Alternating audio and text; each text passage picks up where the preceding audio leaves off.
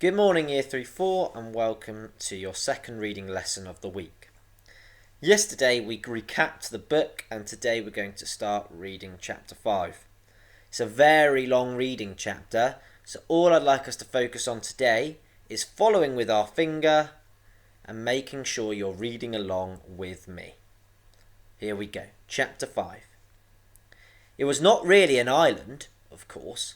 It was another rambling isle, and it had crept out of a nearby fog bank and sneaked up behind Cliff while everyone was distracted by the raising of the submarine. Although Oliver did not recognise it, it was one of the same islands which had been resting in Deepwater Bay the day his parents disappeared. He had not been able to see it from his bedroom window, because the headland hid it, but Mr. and Mrs. Crisp had seen it, and they had motored away from the beach in their dinghy and had steered straight towards it, because they could tell at once that it was easily the most interesting. It was tall and rocky, and on its summit dark trees clustered. Among the trees stood a ruined temple, crumbly and overgrown. Around the temple towered huge stone heads with empty eyes and open mouths. They looked a bit like the famous statues on Easter Island. In fact, they were where the Easter Islanders had got the idea from, for this rambling isle had passed close to Easter Island long ago. "Remarkable!" Oliver's dad had shouted as the dinghy bounced across the waves of Deepwater Bay. "Polynesian? Pre-Columbian? A whole unknown civilization," declared Oliver's mum, snapping photos of those weird stone heads as the dinghy swept into the island's shadow and circled it, searching for a place to land. There was a beach on the seaward side, a beach of black sand, with steps carved in the cliff behind it, winding up past crumbled walls and watchful statues to those intriguing ruins on the summit. Poor foolish Crisps! They were so eager to explore that they did not bother dragging their dinghy up above the tide line, which everyone knows is one of the first rules of exploring. They just left it there upon the shining sand and ran up those stairs. The clicking of their cameras echoed among the ruins, and so did their excited cries, until they reached the ruined temple. It was not quite as ruined as it had looked from sea level. Someone had put double glazing in its windows, and a chimney poked from the roof, puffing out little curlicues of wood smoke. "Oh, this island is inhabited," said Oliver's dad, trying not to sound too disappointed, even though he had hoped to be the first person to discover a lost civilization. "But inhabited by whom?" asked his wife, imagining lost tribes, priest-kings, and ancient wisdom. That was when the island shivered. That was when it shook. "Earthquake!" cried Mrs. Crisp, and "Volcano!" yelled her husband. The island sank a little. Down on its shore, waves swelled up the beach, lifted the abandoned dinghy and carried it gently out into the bay. And from the open mouths of all those stone heads there came a noise, a rustling, a whispering, a scrabbling, a jostling, a strange, demented jabbering that grew louder and louder as the island started moving out to sea. And now here it stood, a few hundred yards from Cliff, with Oliver staring at it in surprise. "Look at all those creepy heads," said Iris. Cliff turned beneath them, looking. "Oh dear," he rumbled. "Oh no, it's the Thirlstone." "What's the Thirlstone?" asked Oliver. "It's a very old and very bad," Cliff said.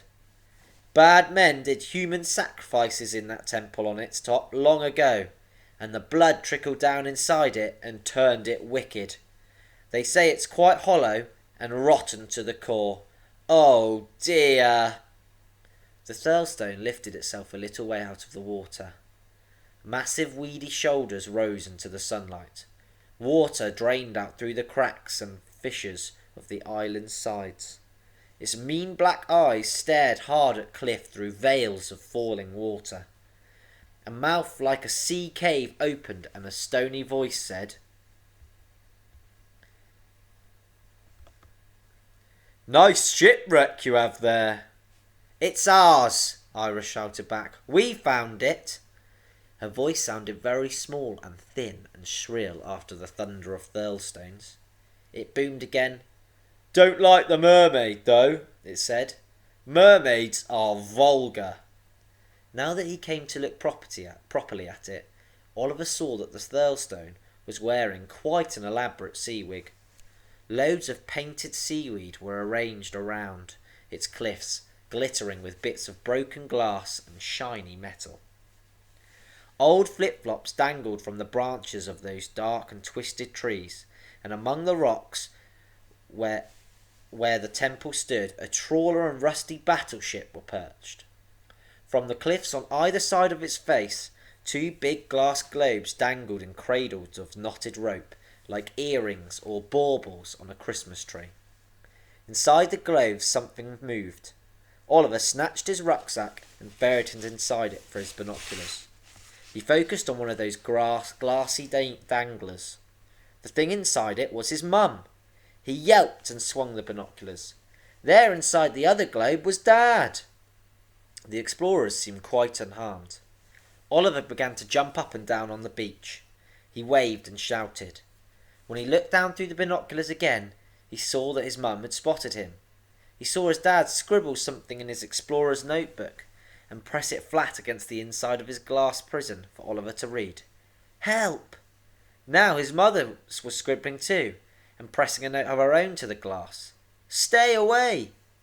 But the Thirlstone was coming closer. Ignoring mean comments and backhand compliments from the floating weed, it shouldered its way through the sea. Octopuses writhed their tentacles among its eyebrows, and a shark fell out of its nose like a fierce bogey. Up on its forehead a little platform had been built, and there stood a boy looking down. The Thirlstone was so close by then that Oliver didn't need his binoculars anymore. He could see the boy quite clearly without them. He was older than Oliver. A tall teenager, balancing precariously on beansprout legs and about to tumble clumsily into adulthood. He wore sea boots and a sailor's uniform with all sorts of gold braid and medals and fancy finery all over it. When the gap of open water between Cliff and the Thirlstone had narrowed to a stone's throw, the Thirlstone stopped it in a swirl of foam and spoke again.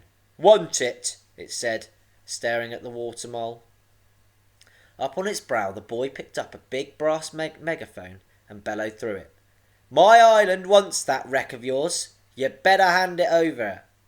Oh, of all the cheek, squealed Iris. We found it, it's ours. You're not having my wig, rumbled Cliff. Oliver just cupped his hands through his mouth and shouted, Give me back my mum and dad. The other boy threw back his head and laughed. It was the sort of laugh that told you instantly he was not about to let poor Mr. and Mrs. Crisp go. Ha ha ha, he cackled. So they are yours, are they? Well, you should have taken better care of them. They make nice additions to the Thirlstone seawig, don't you think? But not as nice as that fine submarine your island's found. Hand it over now, and spare yourself a lot of unpleasantness. Who are you, anyway? Asked Iris. You're very full of yourself. My name, the boy said importantly, is Stacy de Lacy. But that's a girl's name, blurted Oliver. Stacy de Lacy's face turned a dark shade of red. Silence, he shouted. Stacy is one of those names that can be a boy or a girl, like Hillary or Leslie or Anyway, when the night of the sea wig rolls around, my Thirlstone shall have the finest wig of all. The submarine is just the thing we need to top it off, and if you won't give it to us, we shall just have to take it. Mad, said Iris in an undertone. Quite mad. Stacy de Lacy clapped his hands. Come, my lovelies, he shouted, and laughed with wicked glee. From the giant statues which grinned and gurned upon the Thirlstone's head, there came a rustling, a whispering, a scrambling, a jostling, a strange, demented jabbering. No wonder Stacy de Lacy sounded gleeful. It was quite a new feeling for him, giving orders. When he'd been throwing up, nobody had ever taken much notice of him. His parents, who were rich and busy, barely paid him any attention. The other children at school all hated him. And why did they hate him? Well, actually it was because he was nasty, boastful bully. But Stacy didn't realise that. He was sure it was just because of his name. Stacy can be a boy's name too, he would tell them, when they laughed at it. They never believed him. Angry and all alone, he took long walks on the beach near his house, dreaming of the terrible revenge he would take on them all when he was older. All sorts of things washed up on the beach. As Stacy de Lacy strode along with his hands in his pockets, he was forever kicking aside old flip-flops, fishermen's floats, and plastic bottles with mysterious foreign labels. One day, after a storm, he found the shingle covered with stinking seaweed, uprooted from some deep hollow of the seabed. It was a type of seaweed that he had never noticed before. It had thick stalks, each as tall as Stacy, with a fat green bulb at the top. Stacy picked up one of the stalks and began cracking it like a bullwhip as he stomped along. He imagined lashing his classmates with it. "Stacy's not a girl's name," he shouted. Crack. "You'll be sorry when I'm famous and powerful," he yelled. Crack. "Just you wait," he hollered. "One day I'll..." Crack. Squelch. Splat. The green bulb at the end of the sea whip burst out, and out came a splurt of dirty water, and something else, something that moved, scrambling and burrowing its way down into the tangles of dead weed that were heaped along the tide. Okay, we're going to stop there for today. I hope everyone was following with their finger and they were reading along with me. We'll read the end of chapter 5 in the next lesson.